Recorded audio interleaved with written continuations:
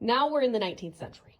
According to 19th century psychiatry, female independence was madness. The received medical wisdom of the age was that assertive, ambitious women were unnatural and therefore sick.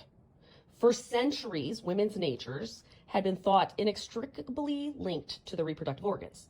And over time, this supposedly scientific fact had evolved into the belief that it was natural for women to be fulfilled solely by being wives and mothers.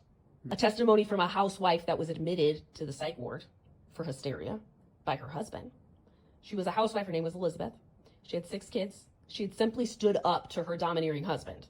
As she would record in a defense of her sanity that she wrote while in the asylum, she'd insisted, "I, though a woman, have just as good a right to my opinion as my husband has to his."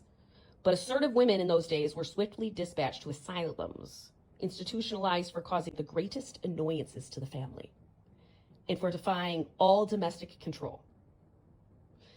A husband could arrange the committal of their wife simply for the reason of the husband's request, and specifically without the evidence or insanity required in other cases.